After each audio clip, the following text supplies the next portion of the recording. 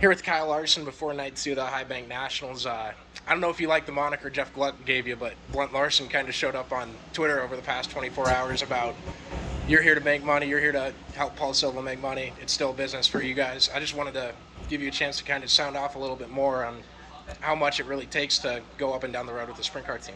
Yeah, I mean, it obviously costs a lot of money for Paul. He does, we both race for him, so um, his whole form of income is sprint car racing, and I make a good chunk of money sprint car racing throughout the year. So, yeah, the dollars help, and I deserve to make money just like everybody else does. What's it been like this season? I know you had the historic year where you're winning everything, and obviously this year you've kind of raced less sprint cars as you've gotten into more disciplines, but it seems like the more disciplined thing has only made you better.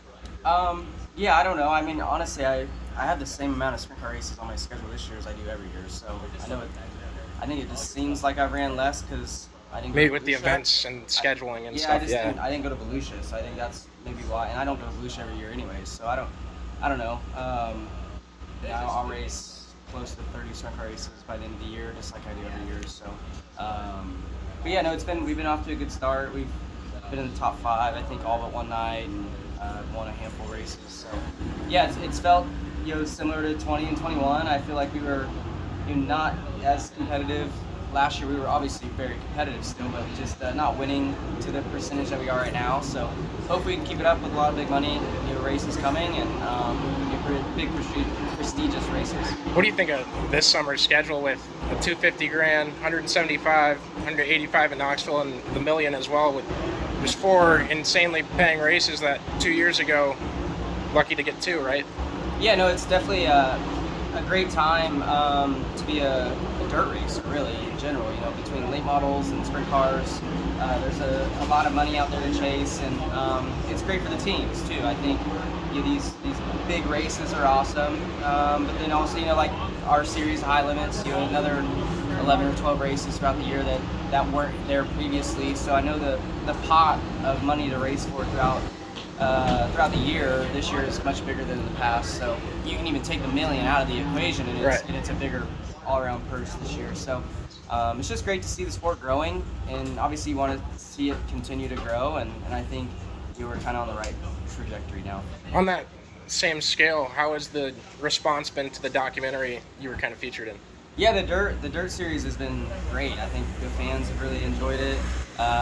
Flo did an amazing job with it, really showcasing the grittiness of our sport and the grind that it takes to be a full-time race car driver. So yeah, and I think they it being on FS1 too brought a whole different fan base to watch it, and I think that's great. So I look forward to hopefully them doing more of that stuff in the future, and being able to showcase it on national television, and because our sport is really, really cool, and your fans should get to see it.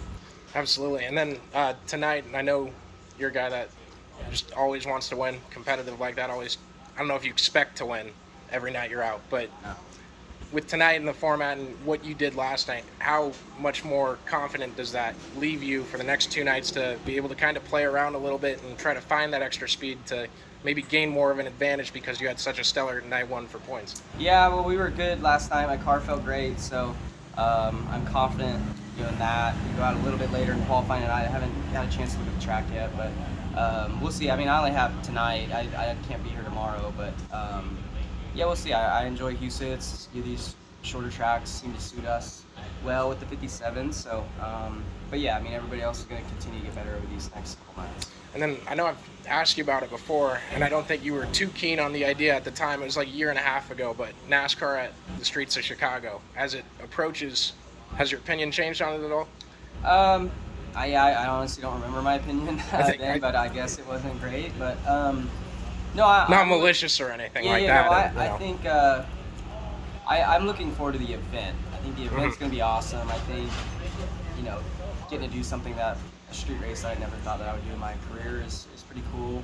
I don't know if the racing will be good or not, but regardless, I think there's going to be chaos, and then the event itself is going to be fun. Getting to stay at the hotel and walk across the street to the garage area is going to be kind of cool. So I just hope it goes smooth. I hope, you know, that I hope walls and all that hold up. I'm sure the surface and all that will hold up, but you just want it to go smooth because, you know, it's in the heart of the city, and there's probably gonna be a lot of people there that have no clue what a NASCAR race is, and you want to leave a good impression on them, and I'm sure you want to leave a good impression on the city of Chicago. So I hope it goes well.